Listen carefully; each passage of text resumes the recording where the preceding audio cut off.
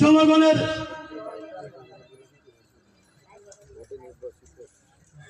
Vote হরণ করে দিনের ভোট হাতে নিয়ে তিনবার সরকার গঠন করেছিল। 5ই জানুয়ারির 5ই আগস্টের ছাত্র জনতার রোশনালের চাপে এই ভণ্ড স্বৈরাচারী খুনি লুটতরাজকারী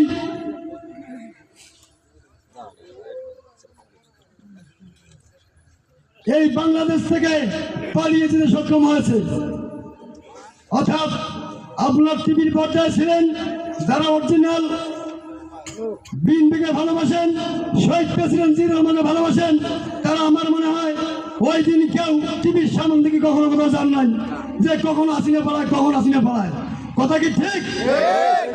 অর্থাৎ আমিও ঘুম থেকে উঠে টিভিতে বলছিলাম যে এখনো পালায় না, মনে হয় আমি কথা কিবা মনে কি একটা বাঁচি আর কি একটা মনে শান্তি যে আজকের থেকে এই বাংলাদেশের মানুষের 15-16 বছর থেকে যারা স্বাধীনভাবে কথা বলতে পারে নাই, মনে হয় এখন সেই স্বাধীনতাটুকু ফিরিয়ে পেল আর কি।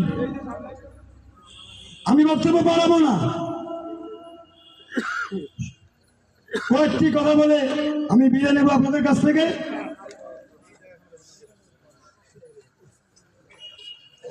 যা মানুষের মাঝে একটি দলের যে একটি অভিজ্ঞতা থাকে, তারা জানে যে বাংলাদেশে যারা জাতীয়তাবাদী দল করে তাদের চলন ফেলন আচরণে বোঝা যায় যে এই লোকগুলা বিএনপি করে। আওয়ামী লীগের মতো উদ্ভট আচরণ কিন্তু আমাদের নেতাকর্মীদের মাঝে মনে হয় নাই। এটাই আপনারা সজাগ থাকবেন।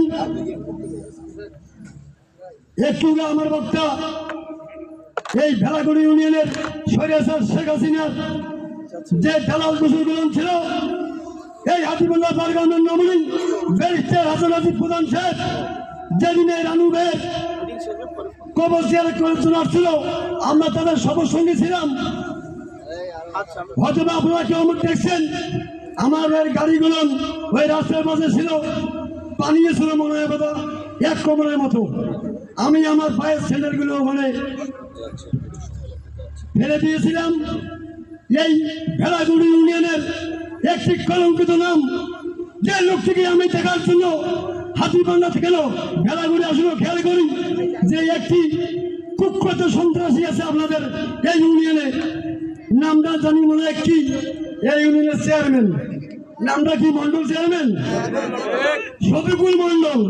চোর বলা যাবে না, সত্তর চোর মনে হয় সে ভয়ঙ্কর কাটা খায়। ওই দিন ওই ব্রিজের পাশে যখন আমার নেতাকে আক্রমণ করার জন্য উঠে পড়ে লেগে যায়, আমরা গাড়ি থেকে নেমে সামনাসামনি ওখানে যাই, আমার নেতাকে আমরা সেট করি। ভেলাগুড়ি ইউনিয়নের যত বিএনপি নেতাকর্মী ছিল তারা সবাই এগিয়ে আসছিল, তাই কোনো কিছু অঘটন হয় নাই। কিন্তু আমার চোখের সামনে এক একটা করে গাড়ি যেমন লোহার রড দিয়ে এই আওয়ামী লীগের এই শেখ হাসিনার কুখ্যাত সন্ত্রাসী সোনার ছেলেগুলো যখন মারে আর আনন্দের তৃপ্তি পায়, আমি পানি থেকে নেমে বলছিলাম যে যথেষ্ট ভাঙা হয়েছে, আর যদি একটা গাড়িও ভাঙা হয় না। আমার গাড়ির পিছনে আমার যুগ্ম গাড়ি ছিল, আমার ওই মেম্বারের গাড়ি ছিল, এইভাবে অনেক কোটি গাড়ি ছিল আর কি। তাতে দেখছিলাম যে আওয়ামী লীগের ছাত্রলীগ, যুবলীগ, গুন্ডালীগ, যত লীগ আছে, এদের যে একটি আক্রোশ, এরা মানুষের মধ্যে থাকতে পারে না। অর্থাৎ আপনারা মনে করবেন না যে বাংলাদেশে আওয়ামী লীগ সব পালাইছে শুধু ভণ্ড শেখ হাসিনা, তার দোষগুলো এখনো গ্রামগঞ্জে ছড়িয়ে ছিটিয়ে আছে। নানান জল্পনা চালাচ্ছে তাহলে বাংলাদেশে আর কখনো সুষ্ঠু ধারা নির্বাচন না হয়। অর্থাৎ আগামীতে নির্বাচন হবে, এই হাতিবান্ধা পারগ্রাম উন্নয়নের কোনো চিহ্ন আমরা পাই নাই। যে এলাকাগুলো বিএনপির লোক বেশি, ওখানে রাস্তা গেলে বুঝে যায় যে এখানে বিএনপির চারি।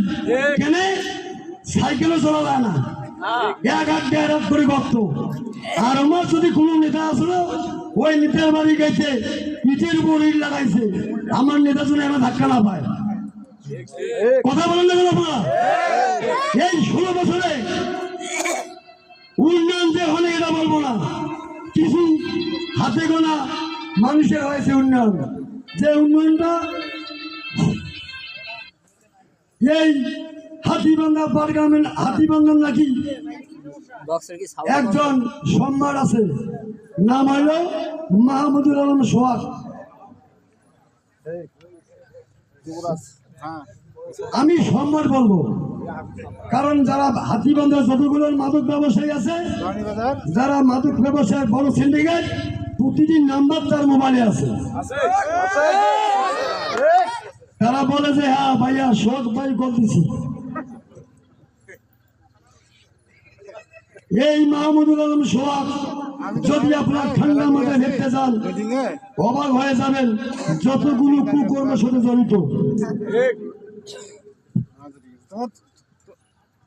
দৃষ্টি রাখবেন, 16 বছরের উন্নয়নের যতগুলো ঘাটতি আছে, সেই ঘাটতিগুলোকে মেকআপ করতে গেলে আমাদের নিজস্ব দিন থানায় এমপির প্রয়োজন আছে কি নাই?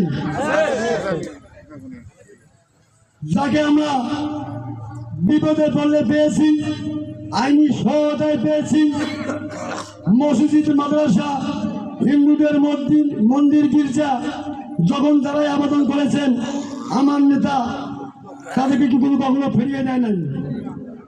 আজকে আমরা বাংলাদেশের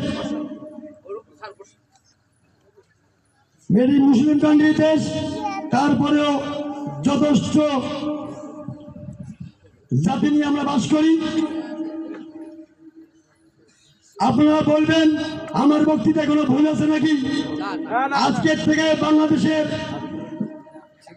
যতগুলো মন্দির গির্জা প্যাগোডা আছে, একটি মন্দির বা প্যাগোডা কি ভাঙছে? কখনো খবর পাইছেন? ভাঙছে কি? পাইলেন মসজিদ যে ভাঙে দিয়ে আসছে। ভারতের একটি বাবরি মসজিদ, এটি বিশ্বের ইতিহাসে আছে যে মুসলমানদেরকে সহ্য করতে পায় না, কায় পায় না, ভারত সরকার পায় না। আর ঠিক আল্লাহর কি রহমত, হাসিনা 5 আগস্ট পড়াইছে, যারা কোনো বিশ্বের কোনো দেশ দেয় নাই, একটা দেশে দিছে, যে দেশটা মুসলমানের মসজিদ, মুসলমানের গালের দাড়ি যারা দেখতে পায় না। বক্তব্যের মনে হয় সময় স্বল্পতা আমাদের কম। আগামীতে নির্বাচনের দিন এসে গেছে। হাতিবান্ধা পাটগ্রামের উন্নয়নে ভরপুর করতে গেলে আমাদের একজন এমপি দরকার আছে, যাকে আমরা বিপদে আপদে আইনি সব জায়গাতে পেয়েছি। তারা আমাদের সবার খুব পরিচিত ব্যারিস্টার হাসান হাসিব প্রধান মহোদয়। অর্থাৎ আমাদের কিছু কাজ আছে, সেই কাজগুলো হচ্ছে আপনারা মানুষের সাথে ভালো আচরণ করুন, মানুষের পাশে দাঁড়ান, কথা বলুন, যে হাতিবান্ধা যতগুলো যা কিছু করার দরকার তা করতে গেলে ভোটটা অবশ্যই ব্যারিস্টার হাসান হাসিব প্রধান ভাইকে দিবেন।